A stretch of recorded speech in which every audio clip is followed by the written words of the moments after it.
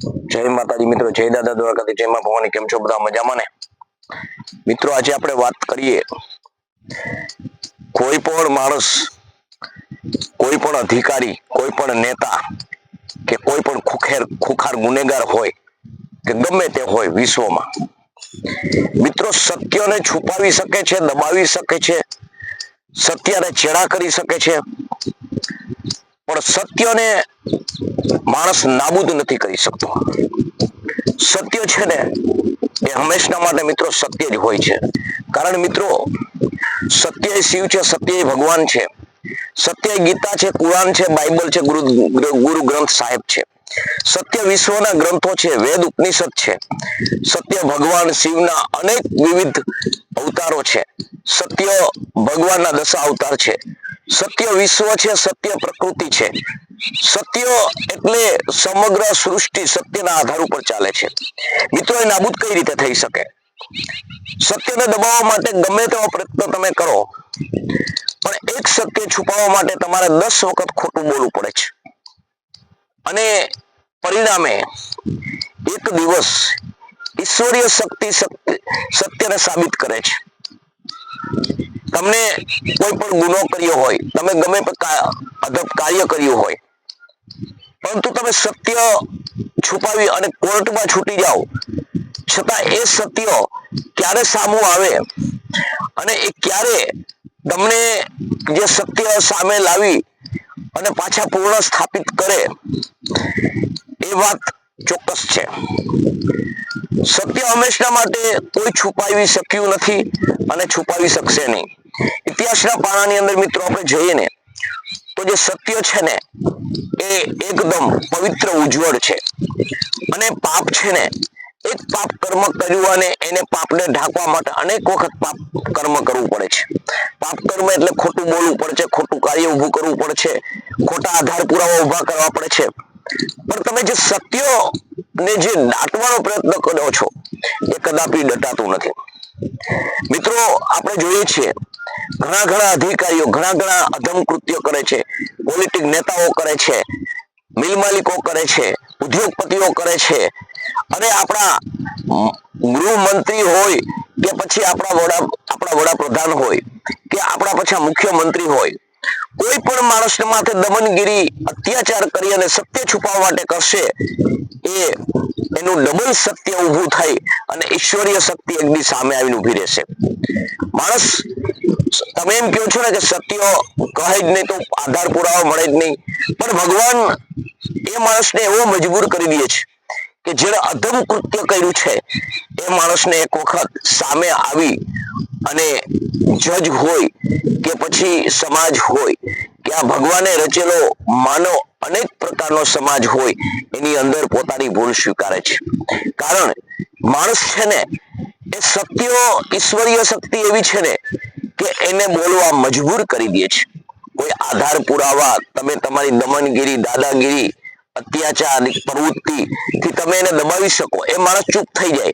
એના હિસાબે તમે ગમે તેવા પાપ કર્મ કરી અને છૂટી શકો, પણ સત્ય જે એક વખત એવું આવે કે તમારી પેઢી તમને સામે, તમારું જે લોહી છે એ જ તમને સામે બોલાવે કે બાપ, કાકા, ભાઈ કે પુત્ર, પરિવાર ગમે તે હોય, પત્ની હોય, એને કહે કે તું આ સત્ય સ્વીકારી લે। કારણ કે આ સત્ય જે તે છુપાયું છે અને પરિણામે તે અધમ કૃત્ય કર્યું છે, એના હિસાબે અમે ખૂબ હેરાન થઈએ છીએ। આપણે જે દુઃખનું કારણ છે એ આ અધમ કૃત્ય છે, તો તારું પાપ પોકારી લે। આપણે જાણીએ છીએ કે જેસલ જાડેજાએ અનેક અપરાધ કૃત્યો કર્યા હતા, છતાં જ્યારે એ સત્ય સ્વીકાર્યું અને પોતાનું પાપનું પ્રાયશ્ચિત કર્યું, અને જ્યારે માં સતી તોરલ જેવી હામી ભગવતી બેઠી હોય અને એને કહે કે માથાના વાળ છે એટલા અધમ કૃત્ય કર્યા છે, હું કઈ રીતે બચી શકું, ત્યારે એને આશ્વાસન આપતા ઈશ્વરને સાક્ષી રાખી અને ભગવાન પાસે જે ભક્ત વત્સલ ભગવાન એવી માં ભગવતી તોરલ એને કહે છે કે આ ભગવાન તને માફ કરી દેશે।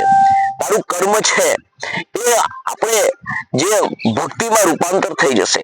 કર્મ આપણે ભોગવવું પડે એ સત્ય સનાતન છે, પરંતુ હવેથી તું જાગી જા અને તે જે અપરાધ કૃત્ય કર્યા છે એ તારી બાલિશતા હતી, એ તારી અણસમજ હતી, તને કોઈ ગુરુ જ્ઞાન નહોતું અને તે કરી નાખ્યું, એ તને માફ. પણ હવે પછી આ કૃત્ય ન કરાય અને ભગવત રસ્તે વરાય. આપણે જોઈએ છીએ કે પીર થઈને પૂજાઈ ગયો.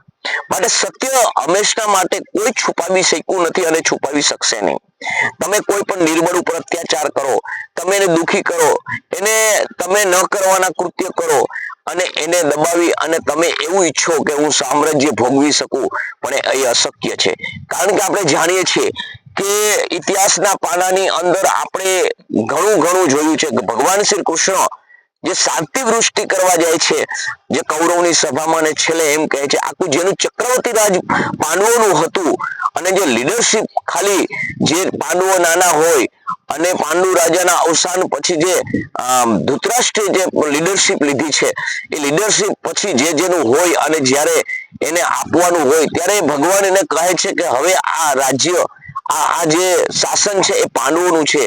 છતાં ધૃતરાષ્ટ્રની બુદ્ધિ ભ્રષ્ટ થાય છે. ધૃત એટલે ખોટી વૃત્તિ થાય છે અને ત્યારે એ ના પાડે છે. ત્યારે ભગવાન એને સમજાવે છે કે આ ખોટું કહેવાય, છતાં સમજતા નથી. ત્યારે ભગવાન શાંતિ વૃષ્ટિ કરવા જાય છે અને ખાલી 5 ગામ માગે છે અને જે 5 ગામ આપવાનો ઇનકાર કરે છે એનું પરિણામ આપણે જાણીએ છીએ કે સર્વ વિનાશ થાય છે અને છેલ્લે જેનું હોય એનું જ મળે છે.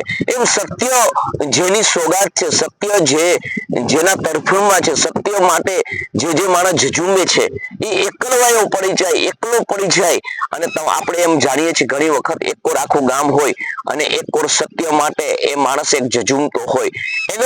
એની તમે તાકાત શું હોય છે તમે જાણો છો?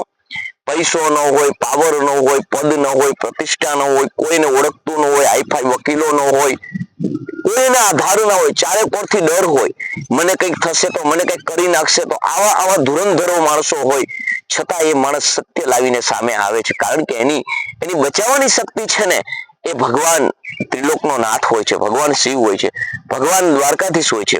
ત્યારે મિત્રો આપણે સમજવું જોઈએ કે સત્ય કોઈ દી છુપાવી અને સત્યને કોઈ દી દાટી અને સત્યને આપણે નાબૂદ ન કરી શકીએ. સત્ય હંમેશા માટે સત્ય જ રહે છે. એટલે એ વખતે અલૌકિક શક્તિ એને પ્રદાન થાય છે અને પરિણામે સત્ય સામે આવી અને અસત્યનો નાશ થાય છે. આપણે જાણીએ છીએ કે ઘણા એવા મહાનુભાવો હોય છે, ઘણા એવા મોટા માણસો હોય છે કે જે આપણને ચપટીમાં ચોરી નાખે એવા માણસો હોય છે. જ્યારે સત્યની એક આપણી વૃત્તિ હોય છે અને સત્ય માટે આપણે ઝઝૂમતા હોય છે, ત્યારે આપણા અંદર એક પ્રેરક બળ હોય છે, આપણી એક તાકાત હોય છે, આખો એક જુસ્સો હોય છે. એ જુસ્સો એટલે ઈશ્વર, જુસ્સો એટલે સત્ય, જુસ્સો એટલે તમે જે કાર્ય કરો છો એ નેક છે એમ તમને એક અદૃશ્ય શક્તિ સંકેત આપે છે. તમે ઘણીવાર નાસીપાસ થઈ જાઓ છો. હવે આપણે સત્ય સામે નહીં લાવી શકીએ, આવડો મોટો હાથી છે અને આપણે જેવી કીડી છે, તો આમાં કેમ કરશું? છતાં તમારા અંદર મનોબળ મક્કમ રહે અને અદાલતના દરવાજે ઉભા રહ્યું કે સાહેબ આ કૃત્ય એ કર્યું છે, આવી જે તમારી હિંમત આવે છે ને એ ઈશ્વરીય શક્તિ છે. તમે જે આ કરો છો, જે કાર્ય કરો છો, સત્ય માટે જે તમે લડો છો, એ સત્ય માટે તમે લડો છો ને મિત્રો, એની જો પ્રેરક બળ હોય ને તો એ સત્યના પાછળ છુપેલી ઈશ્વરીય શક્તિ હોય છે. એટલે હંમેશા માટે મિત્રો સત્ય હોય છે. એક સત્ય જે તમે કોઈ પણ હિસાબે તમે સત્ય સામે લાવવા ઈચ્છતા હોય અને એ સત્યને કોઈ દબાવવા માંગતું હોય તો આજ નહીં તો કાલ તમે કદાચ ને કોર્ટની તમારી તારીખ હોય, સત્યમાં તમે જતા હોય અને તમને વચમાં ભીતિ હોય કે આ તકલીફ પડશે, આમ થશે, કદાચ ને તમે ન પહોંચી શક્યા તો એવું ન માનશો કે સત્ય નાબૂદ થઈ જશે. એ સત્ય કોઈ પણ રીતે આપણે જોયું છે કે ભૂતકાળની અંદર ઘણી એવી ફાઇલો જે છે એ ફાઇલો જે સમેટાઈ ગઈ છે અને માણસ ગુનેગાર હોવા છતાં છૂટી જાય છે. સત્ય આસુડા પાડી અને ત્યારે અદાલતની અંદરથી નીકળી જાય છે, પરંતુ સત્ય નાબૂદ નથી થઈ શકતું. કારણ કે આધાર પુરાવા એવા જે ચંડાળ ચોકડીઓ હોય, જે ગદ્દારો હોય, જે સત્યના જે ઘાતકો હોય, એને બધે તૈયારી કરેલી છે. એટલે સત્યમાંથી એ થોડીક તકલીફ પડે છે, સત્યને અદાલતની અંદરથી નીકળવું પડે છે, પરિણામે ગુનેગાર છૂટી જાય છે, પણ એ જ સત્ય, એ જ અદાલત, એ જ સીટ ઉપર ભ્રષ્ટ કરેલો જે નિર્ણય જે ન્યાયાધીશ હોય છે, એ ન્યાયાધીશ જ્યારે જાય છે અને 5-5, 7-7 વર્ષ પછી કોઈ એવો અધિકારી આવે છે અને ફાઇલ ઉઘાડે છે અને પરિણામે જ્યારે એ અદાલતની અંદર જે હસી ખુશીથી જાતો હોય અને જે સત્યને રોડાય હોય, એ માણસ ભૂંડી હાલતે સજા લઈ અને આ દુનિયામાંથી જે પોતે સજા ભોગવવા માટે એને જવું પડે છે, ત્યારે સમજો કે સત્ય કદાપી છુપાતું નથી અને એ છતાં છૂટી જાય તો ઈશ્વર પણ એની અદાલતની અંદર જે રચેલી હોય છે એમાં સત્ય જે અદાલતની અંદર છુપાવી અને જે પોતે છૂટ્યો છે એ વિશ્વના ખૂણે હર કોઈ માણસ સમાજની અંદર જ્યારે માણસ જાય છે, પથારીએ પડ્યો હોય છે, કઈ એવી મજબૂર પરિસ્થિતિ ઊભી થાય છે, ત્યારે કહે છે કે મેં આ પાપ કર્મ કર્યું હતું, એનું પરિણામ હું ભોગવું છું. કોઈ ન પૂછવા છતાં માણસ બોલે છે, ત્યારે તમે સમજો કે ઈશ્વરીય શક્તિ છે. એટલે મિત્રો, સત્યને દબાવી શકાય, સત્યને છુપાવી શકાય, પણ સત્યને નાબૂદ ન કરી શકાય. તો મારી આ વાત તમને કેવી લાગી તમે જણાવજો. મારા વિડીયોને લાઈક કરજો, શેર કરજો, સબસ્ક્રાઇબ કરજો. જય માતાજી, જય દાદા દ્વારકાથી, જય માં ભવાની.